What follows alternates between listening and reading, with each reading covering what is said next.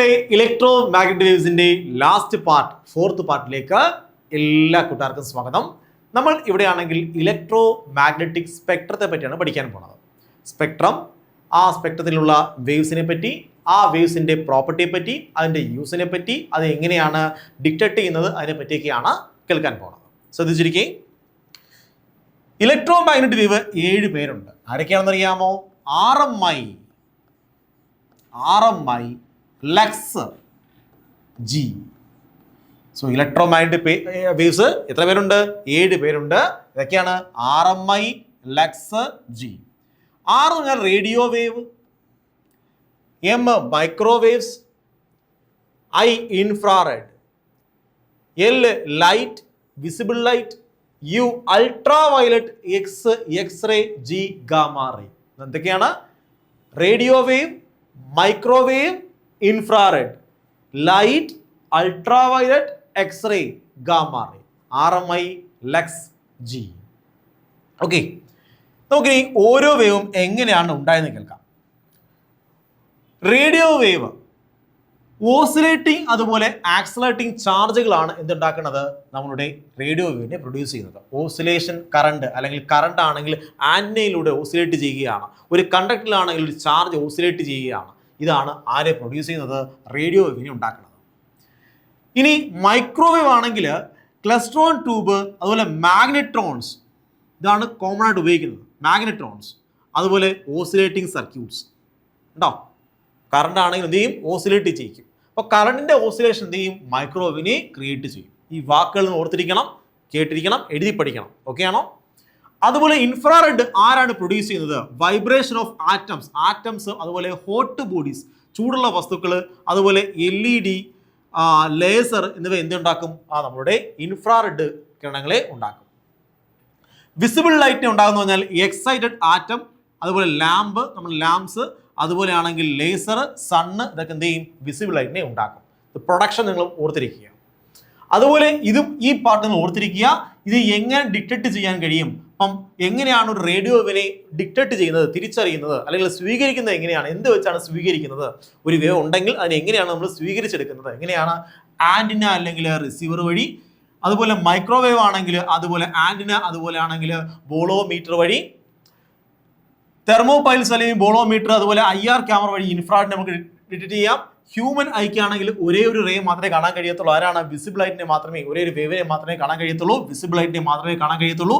Photographic film അതുപോലെ electric cell വഴി നമുക്കാണെങ്കിൽ ലൈറ്റിനെ ഡിറ്റക്ട് ചെയ്യാൻ കഴിയും. ഓക്കെ ആണോ? സോ ഡിറ്റക്ഷൻ നിങ്ങൾ എഴുതി പഠിച്ച് തറവാക്കുക മക്കളെ. ഓക്കെ, ഇനി നമുക്കിവിടെ പഠിക്കേണ്ടത് ഏറ്റവും ഇമ്പോർട്ടൻ്റ് ആരാണ്? യൂസ് ആണ്. റേഡിയോ വേവ് നമ്മൾ ഉപയോഗിക്കുന്നത് റേഡിയോ കമ്മ്യൂണിക്കേഷന് വേണ്ടിയാണ്. നമ്മുടെ മൊബൈൽ ഫോൺ റേഡിയോ വേവ്സ് ആണ്. അതുപോലെയാണെങ്കിൽ റഡാറിൽ നമ്മൾ റേഡിയോ വേവ്സ് വളരെ കുറവാണ് യൂസ് ചെയ്യുന്നത്. റഡാറിനേക്കാൾ നമ്മൾ ഏറ്റവും കൂടുതൽ റഡാറിൽ നമ്മൾ യൂസ് ചെയ്യുന്നത് മൈക്രോവേവ് ആണ് ഏറ്റവും കൂടുതൽ റഡാറിൽ യൂസ് ചെയ്യുന്നത്. ഓക്കെ, സാറ്റലൈറ്റ് കമ്മ്യൂണിക്കേഷൻ നമ്മൾ എന്ത് ചെയ്യും? മൈക്രോവേവ് ആണ് യൂസ് ചെയ്യുന്നത്. അധികം നമ്മൾ റേഡിയോ വേവ്സ് യൂസ് ചെയ്യാറില്ല. അപ്പം നമ്മൾ എന്തൊക്കെ പഠിച്ചാൽ മതി? ആ റേഡിയോ ബ്രോഡ്കാസ്റ്റ് കമ്മ്യൂണിക്കേഷൻ എവിടെയും നമ്മൾ എന്ത് ചെയ്യാറുണ്ട്? സ്വാഭാവികമായിട്ട് നമ്മുടെ വൈഫൈ, വീട്ടിലെ വൈഫൈയിൽ ഇവിടെ യൂസ് ചെയ്യുന്ന വൈഫൈയിൽ റേഡിയോ വേവ്സ് ആണ് യൂസ് ചെയ്യുന്നത്. മൊബൈൽ ഫോണിൽ നമ്മൾ എന്ത് ചെയ്യാണ്? റേഡിയോ വേവ്സ് ആണ് യൂസ് ചെയ്യുന്നത്. അപ്പം ഇവിടുന്ന് ഇങ്ങോട്ട് വരുന്നതനുസരിച്ച്, ഇവിടുന്ന് ഇങ്ങോട്ട് പോകുന്നതനുസരിച്ച് ഫ്രീക്വൻസി കൂടിക്കൊണ്ടിരിക്കും, വേവ് ലെങ്ത് കുറഞ്ഞുകൊണ്ടിരിക്കും. സോ ഇവിടുന്ന് ഇങ്ങോട്ട് പോകുന്നതനുസരിച്ച് ഫ്രീക്വൻസി കൂടിക്കൊണ്ടിരിക്കും, വേവ് ലെങ്ത് കുറഞ്ഞുകൊണ്ടിരിക്കും. നമുക്ക് ഏറ്റവും കൂടുതൽ ഫ്രീക്വൻസി കുറഞ്ഞത് ആരായിരിക്കും? റേഡിയോ വേവ് ആണ്. നമുക്കറിയാം E which is equal to h nu. Frequency കുറയുന്നതനുസരിച്ച് എനർജിയും കുറവായിരിക്കും. സോ ഏറ്റവും എനർജി കുറഞ്ഞ വേവാണ് ആരാണ്? റേഡിയോ വേവ് ആണ്. അപ്പോൾ റേഡിയോ വേവിൻ്റെ എനർജി ആരെക്കാളും കുറവാണ്? ലൈറ്റിനേക്കാളും കുറവാണ്. എന്നിട്ടാണ് നമ്മൾ പറയണത് മൊബൈൽ ഫോൺ ഉപയോഗിച്ച് കഴിഞ്ഞാൽ ക്യാൻസർ ഉണ്ടാവും എന്ന് പറയണത്. ഉണ്ടാവുമോ? ഇല്ല. അപ്പോൾ ഇതൊരു മിഥ്യാധാരണയാണ്. മൊബൈൽ ഫോൺ യൂസ് ചെയ്തുകൊണ്ടാണെങ്കിൽ നമുക്ക് ക്യാൻസർ ഉണ്ടാവും, നമുക്ക് ജനറ്റിക് മ്യൂട്ടേഷൻ ഉണ്ടാവും എന്ന് പറയുന്നത് ഒരു മിഥ്യാധാരണയാണ്. കാരണം അതിനേക്കാൾ ഹാനികരമാണ് ആര്? ലൈറ്റ് എന്ന് പറയുന്നത്. അതിലും ഹാനികരമാണ് ആര്? ഇൻഫ്രാറെഡ് എന്ന് പറയുന്നത്. ഇപ്പം നമ്മുടെ സൂര്യൻ നമ്മളെ ദേഹത്ത് ഡെയിലി വന്ന് വീഴുന്ന സൂര്യപ്രകാശം, അതിൽ എന്തൊക്കെ ഉണ്ട്? ലൈറ്റ് ഉണ്ട്, എല്ലാം ഉണ്ട്. അതിനകത്താണെങ്കിൽ മെയിൻലി നമുക്ക് 2 കമ്പൗണ്ട് പറയാൻ കഴിയും. ഇതൊക്കെ ഉണ്ട്, ലൈറ്റും ഉണ്ട്, അതുപോലെ ഇൻഫ്രാറെഡും ഉണ്ട്. ഇൻഫ്രാറെഡ് മൂലം ചൂട് കിട്ടും, ലൈറ്റ് മൂലം നമുക്ക് എനർജി കിട്ടും. ഓക്കെ ആണോ? സോ അങ്ങനെയെങ്കിൽ ആ ലൈറ്റ് ആരെയും കൂടുതൽ വിനാശകാരി? ആരെക്കാളും? റേഡിയോവിനേക്കാളും കൂടുതൽ വിനാശകാരി ആരാണ്? ലൈറ്റ് ആണ്. അപ്പോൾ റേഡിയോ അത്ര വിനാശകാരിയാണോ? ഇല്ല. മൊബൈൽ ഫോൺ കൊണ്ട് നമുക്ക് ഇത്തരം ജനറ്റിക് മ്യൂട്ടേഷൻ വേരിയേഷൻ ഒക്കെ ഉണ്ടാവാൻ സാധ്യതയുണ്ടോ? ഇല്ല, വളരെ കുറവാണ്. ഇത് നോൺ പോളറൈസ്ഡ് വേവ്സ് ആണ് നമ്മൾ യൂസ് ചെയ്യുന്നത്. ഒരു മിഥ്യാധാരണയാണ് ഇതെന്ന് പറയുന്നത്. റേഡിയോ വേവ് കൊണ്ട് നമുക്കാണെങ്കിൽ ക്യാൻസർ എന്ന് പറയുന്നത് ഒരു മിഥ്യാധാരണയാണ്. സോ വളരെ സേഫായിട്ട് യൂസ് ചെയ്യാൻ കഴിയുന്ന വേവ് ആണ് ആര്? റേഡിയോ വേവ് എന്ന് പറയുന്നത്. അതിൻ്റെ എനർജി തീരെ ചെറുതാണ്, അതിൻ്റെ ഫ്രീക്വൻസി തീരെ ചെറുതാണ്. അത് നമ്മുടെ റേഡിയോ കമ്മ്യൂണിക്കേഷനും മൊബൈൽ കമ്മ്യൂണിക്കേഷനും ഒക്കെയാണത് യൂസ് ചെയ്യുന്നത്. ഓക്കെ, മൈക്രോവേവ് നമ്മൾ സാധാരണ ഉപയോഗിക്കുന്നത് മൈക്രോ ഓവനുകളിലാണ്. മൈക്രോവേവ് ഉപയോഗിക്കുന്നത് എവിടെയാണ്? മൈക്രോ ഓവനിലാണ്. അതുപോലെ റഡാർ, അതുപോലെ സാറ്റലൈറ്റ് കമ്മ്യൂണിക്കേഷൻ, GPS എന്നിവ നമ്മൾ ആരാ ഉപയോഗിക്കുന്നത്? മൈക്രോവേവ് ആണ് യൂസ് ചെയ്യുന്നത്. ഇൻഫ്രാറെഡ് എന്ന് പറഞ്ഞാൽ ചൂട് ബോഡികളാണെങ്കിൽ ഒരു ഇൻഫ്രാറെഡ് വന്ന് വീഴുന്നതിൻ്റെ ഫലമായിട്ട് എന്ത് ചെയ്യും? ആറ്റം അല്ലെങ്കിൽ മോളിക്യൂൾ വൈബ്രേറ്റ് ചെയ്യും, അതെന്ത് ചെയ്യും? ആ ഹീറ്റ് പ്രൊഡ്യൂസ് ചെയ്യും. അപ്പോൾ ഹീറ്റുമായി ബന്ധപ്പെട്ട വേവുകൾ എന്താണ്? നമ്മളുടെ ഇൻഫ്രാറെഡ് വേവാണ്. അപ്പം അത് ഉപയോഗിക്കുന്നു പറഞ്ഞു കഴിഞ്ഞാൽ റിമോട്ട് കൺട്രോളിൽ, നമ്മൾ റിമോട്ടിൻ്റെ കൺട്രോളിലാണെങ്കിൽ ഒരു LED ബൾബ് കാണുന്നില്ലേ? അതെന്താണത്? അതെന്ന് പറയുന്നത് അത് ഇൻഫ്രാറെഡ് LED ആണ്. അതുപോലെ നൈറ്റ് വിഷൻ ക്യാമറ. അപ്പോൾ നൈറ്റ് വിഷൻ ക്യാമറയിലാണെങ്കിൽ നമ്മുടെ ബോഡിയിലെ ടെമ്പറേച്ചർ മനസ്സിലാക്കാൻ കഴിയും. അപ്പോൾ ടെമ്പറേച്ചറുമായി ബന്ധപ്പെട്ടൊരു കാര്യം ഉണ്ടെങ്കിൽ അത് എന്താണെന്ന് മനസ്സിലാക്കിക്കോണം? ഇൻഫ്രാറെഡ് ആണെന്ന് മനസ്സിലാക്കിക്കോണം. തെർമൽ ഇമേജിങ്, മെഡിക്കൽ ട്രീറ്റ്മെൻറ്റ്സ് ഉണ്ടോ? മെഡിക്കൽ ട്രീറ്റ്മെൻറ്റ് എന്ന് പറഞ്ഞു കഴിഞ്ഞാൽ ചിലപ്പം ഈ ഫിസിയോതെറാപ്പിയിലൊക്കെ നമ്മൾ യൂസ് ചെയ്യാറുണ്ട്. അതായത് ഇപ്പം നമുക്കാണെങ്കിൽ ഒരു ഭാഗത്ത് മസിലിന് പെയിൻ ഉണ്ട്, അപ്പോൾ നമുക്കാണെങ്കിൽ അവിടെ ആണെങ്കിൽ ചൂട് പിടിപ്പിക്കണം കരുതിക്കോ. അപ്പോൾ ആ ഭാഗത്താണെങ്കിൽ നമുക്ക് കൈകൊണ്ട് ചൂട് പിടിപ്പിക്കാം, ഫിസിക്കലി നമുക്കാണെങ്കിൽ തിരുമ്മി ചൂട് പിടിപ്പിക്കാൻ കഴിയില്ല. അപ്പോൾ നമ്മൾ എന്ത് ചെയ്യും? ഇൻഫ്രാറെഡ് യൂസ് ചെയ്യും. അപ്പോൾ ഇൻഫ്രാറെഡ് യൂസ് ചെയ്യുന്നതിൻ്റെ ഫലമായിട്ട് മോളിക്യൂളിൻ്റെ വൈബ്രേഷൻ കൂടുന്നതിൻ്റെ ഫലമായി ടെമ്പറേച്ചർ ക്രിയേറ്റ് ആകും.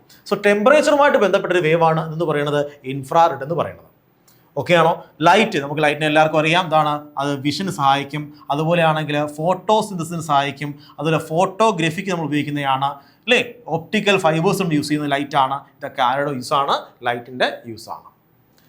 ശരി, അടുത്തത് അൾട്രാ വയലറ്റ്.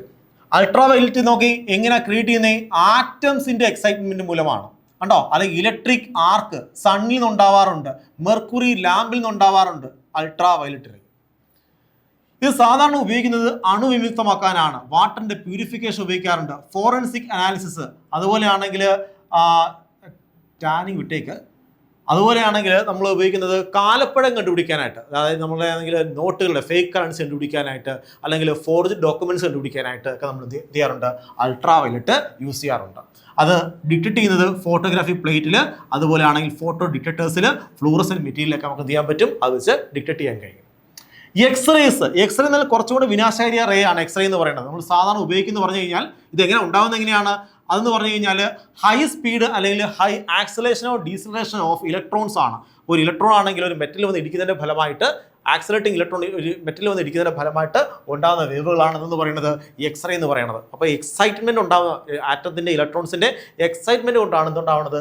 ഈ എക്സ്റേ സാധനം ഉണ്ടാവുന്നത്. അതുപോലെയാണെങ്കിൽ ഇത് ഉപയോഗിക്കുന്നത് മെഡിക്കൽ ഇമേജിങ്ങിനാണ്. ക്യാൻസർ ട്രീറ്റ്മെൻറ്റിന് വളരെ റയറായിട്ട് ഉപയോഗിക്കാറുണ്ട്.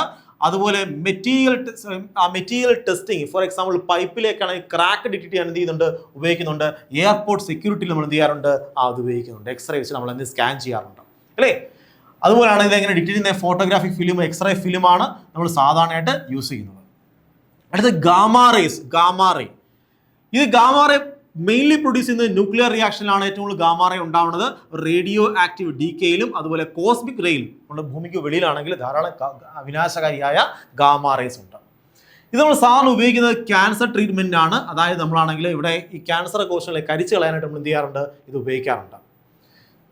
ഗിഗർ മുല്ലർ കൗണ്ടേഴ്സ് വെച്ചിട്ടാണെങ്കിൽ നമുക്ക് എന്ത് ചെയ്യാൻ പറ്റും? ഡിറ്റക്ട് ചെയ്യാൻ കഴിയും. അതുപോലെ ഫോട്ടോഗ്രാഫി പ്ലേറ്റിൽ എന്ത് ചെയ്യാൻ പറ്റും? അതിനെ ഡിറ്റക്ട് ചെയ്യാൻ കഴിയും. ഓക്കെ മക്കളെ, സോ ഇതെന്ന് പറഞ്ഞു കഴിഞ്ഞാൽ ഓരോ വേവിൻ്റെ യൂസാണ്. ഓരോ വേവിൻ്റെ യൂസ് നിങ്ങളുടെ NCERT ടെക്സ്റ്റിലാണെങ്കിൽ ഒരു ടേബിൾ തന്നെ കിടപ്പുണ്ട്. അതിൻ്റെ എക്സ്ട്രാ കാര്യങ്ങളാണ് ഇവിടെ പറഞ്ഞു തന്നിരിക്കുന്നത്. ഇതിൽ ഏറ്റവും ഇമ്പോർട്ടൻറ്റ് കാര്യം ഞാൻ പറഞ്ഞു തന്നിട്ടുണ്ട്, അത് പഠിച്ചു വെക്കുക. ഞാനിവിടെ അണ്ടർലൈൻ ചെയ്ത ഏറ്റവും ഇമ്പോർട്ടൻറ്റ് കാര്യങ്ങൾ എന്ത് ചെയ്യണം? അത് പഠിച്ചു വെക്കുക. എല്ലാം പഠിക്കേണ്ട ആവശ്യമില്ല. അതുകൊണ്ടാണ് ഞാൻ ചില കാര്യങ്ങൾ മാത്രം പറഞ്ഞു തന്നത്. ആ കാര്യങ്ങൾ വൃത്തിയാണം പഠിച്ചു വെക്കുക. പ്രത്യേകിച്ചാണെങ്കിൽ ഒന്ന് ഈ RMI ലക്സ് G, ഈ ഒരു ഓർഡർ മനസ്സിലാക്കുക. RMI ലക്സ് G, ഈ ഒരു ഓർഡർ ഇങ്ങോട്ട് പോകുന്നതനുസരിച്ച് വേവ് ലെന്ത് കുറയും, ഫ്രീക്വൻസി കൂടും. ഓക്കെ, ഈ ഒരു ഓർഡർ മനസ്സിലാക്കുക. ഇനി ഓരോ വേവിൻ്റെയും ആണെങ്കിൽ എങ്ങനെ ഉണ്ടാകുന്നു, യൂസ് എന്താണ്, അതിനെ എങ്ങനെ ഡിറ്റക്ട് ചെയ്യാം, ഒന്നോ രണ്ടോ എങ്കിലും പഠിച്ചു വെക്കുക. ഓക്കെ, എങ്ങനെ ഉണ്ടാകുന്നു, അതിൻ്റെ യൂസ് എന്താണ്, യൂസ് എല്ലാം പഠിക്കാൻ കഴിയും. അതുപോലെ ആണെങ്കിൽ എന്ത് പറയാൻ പഠിക്കാൻ കഴിയും? അതിൻ്റെ ആണെങ്കിൽ ഡിറ്റക്ഷൻ എങ്ങനെയാണ് അതിനെ കണ്ടെത്തുന്നത്. ഇത്രയും കാര്യം പഠിച്ചു വെക്കുക. ഇത്രയുമാണ് ഈ ഭാഗത്ത് നിന്ന് ചോദിക്കുന്നത്. സോ എനിക്ക് തോന്നുന്നു ഇപ്പോൾ ഇലക്ട്രോ മാഗ്നറ്റിക് വേവ്സിന്റെ കംപ്ലീറ്റ് കോൺസെപ്റ്റ് നിങ്ങൾക്ക് മനസ്സിലായിട്ടുണ്ട്.